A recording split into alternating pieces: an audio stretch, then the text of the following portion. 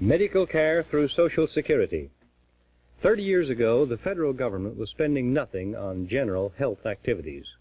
Today, it spends $5.4 billion a year, and President Johnson wants expenditures vastly expanded, plus the expansion of Social Security to provide compulsory hospital insurance. Yet the President's statements about the need for expanded expenditures indicate that national health is no better now, perhaps even worse, than 30 years ago. The proposal for expansion of Social Security to provide medical benefits is, in essence, the same proposal that has been before Congress under various names for 30 years. While rejecting this scheme, however, Congress has been authorizing other governmental encroachments upon the field of medicine until today we're on the verge of following England into a complete system of socialized medicine. The remedy is for the people to elect constitutionalists to Congress and the presidency. That is a summary of my report on medical care through Social Security. The full report after a message from my sponsor. Early in 1964, President Johnson said the federal government is spending $5.4 billion a year on health and health-related programs, but urged vast expansion of such expenditures. He also urged enactment of the Hospital Insurance Act to provide certain hospital and nursing home benefits through Social Security for persons over 65. The hospital insurance plan would be financed by increases in Social Security payroll taxes. The President said, quote, "We are going to try to take all of the money that we think is unnecessarily being spent and take it from the haves and give it to the have-nots that need it so much," end quote. What would the President's compulsory hospital insurance plan mean to a person who goes to work at age 25 and works for 40 years, earning $5,200 a year? During those 40 years, he would receive no benefits at all, but would pay about $90 a year for hospitalization and nursing benefits, which he might get after 65. If the employee were left free to spend his money as he pleases, he could provide much greater benefits for himself than he would get under the compulsory government program. For $90 a year, he could buy a health insurance policy to guarantee benefits throughout the 40-year period when the government program would provide nothing. The early years of a working person's career are generally the lean years when he most needs protection of health insurance for himself and family. But if an employee is more concerned about health insurance after age 65 than during his younger years, he still could be much better off if the government would leave him alone. If instead of having $7.50 a month confiscated from his earnings, he invested that much every month for 40 years in mutual savings compounded at 4% quarterly, he would have more than $9,000 at age 65 to use as he pleases.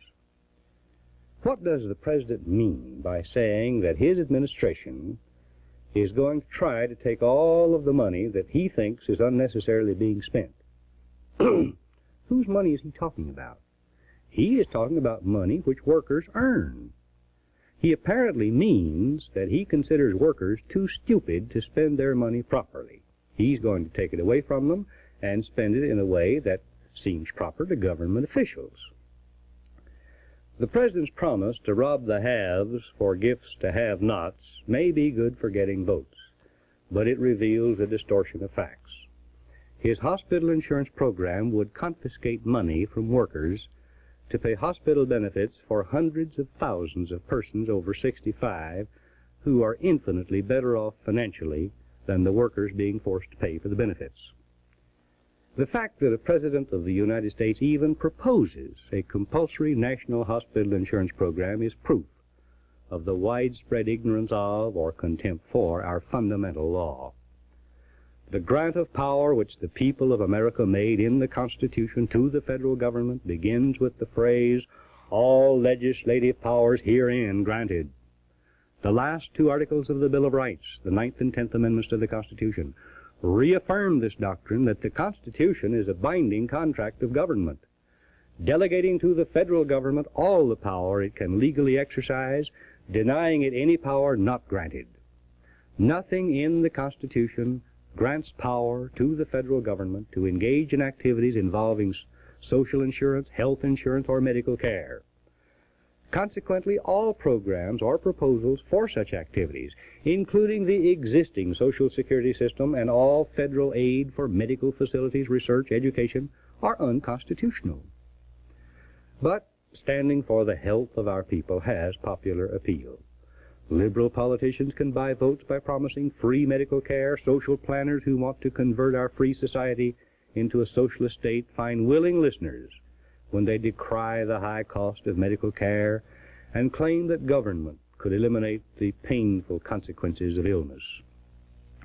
Liberals bombard the public with propaganda and distorted statistics indicating that millions of poor Americans suffer and die of disease merely because those who are prosperous are too mean to spend a widow's mite on medical care for the less fortunate. Constitutionalists react to this propaganda by saying even if such conditions did exist, there is nothing the federal government can do about it because the federal government has no constitutional authority to act in this field. But your propaganda lies. No such condition exists in America. Free Americans, which means Americans free of governmental meddling and subsidizing, have always provided more and better facilities and medical care for the whole population than any other people on earth. Government itself causes shortage of funds by robbing the people of money and independence. But constitutionalists have little representation in Congress. Most senators and representatives who do not boast of being liberals consider themselves moderate conservatives. They are afraid of being called extremists or do-nothing reactionaries insensitive to social ills. Instead of giving the lie to liberal propaganda, moderate conservatives generally concede that conditions are bad and that the federal government should do something, but they complain about the cost of liberal proposals. They offer compromises, not to block a socialist program, but to trim it down. Liberals always take the initiative, proposing extravagant socialistic programs. Moderate conservatives are always in the position of endorsing in principle the liberal proposals, but holding out for a less expensive alternative. So, political conflict in Congress between liberals and moderate conservatives is simply a struggle between bold socialism and timid socialism. The result is a steady erosion of the principles and institutions of freedom. The liberals never give up. The Hospital Insurance Act, which President Johnson supports, was proposed in 1963 by President Kennedy. It is, in essence, the same proposal which Congress has been rejecting since the first term of Franklin D. Roosevelt's New Deal. The same proposal that Congress rejected in 1935 when enacting the original Social Security Act. The same as the Wagner-Murray-Dingle bills which Congress rejected in 1943, 1945, and 1947. The same proposal that the Truman administration made in 1952. The same as the Foran bill, which was before Congress from 1957 to the middle of 1960.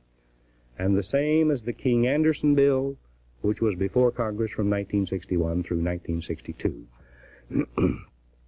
With a ceaseless barrage of propaganda about the health of our people, liberals have kept before Congress almost continuously for 30 years some kind of proposal to provide medical care through Social Security.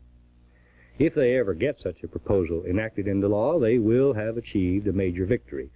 Meanwhile, keeping this controversial proposal in the forefront draws public attention from the federal government's other unconstitutional encroachments upon the field of medicine. Step by step, we are following England into a complete system of socialized medicine, knowing that the system has failed wretchedly in England and in every other nation where it has been tried. Today, the federal government spends $5.4 billion a year on health, and the President wants such expenditures vastly expanded, plus expansion of Social Security to provide compulsory hospital insurance, plus aid to foreign countries for health activities. Yet, if we can judge from the President's own statements about the need for such increased expenditures of tax money, the health of our people is not any better, indeed appears to be worse than 30 years ago, when the federal government, except for veterans and military programs, was spending practically nothing on health activities. Lack of money is not the cause of major national health problems in the United States. Many of our national health problems seem to result from the kind of living which our abundant prosperity has made possible. But if money would solve our health problems, the perfect solution is obvious. Compel federal officials to obey the Constitution and stop plundering Americans of their own money for gifts, loans, and bribes to foreign governments and for illegal, immoral, vote-buying domestic subsidy programs. That would leave most individuals with enough money to pay their medical expenses directly or to buy whatever kind and quantity of insurance they want. And it would leave enough wealth in every American community to provide adequate clinics, facilities, and medicines for the helpless and destitute who are a community responsibility.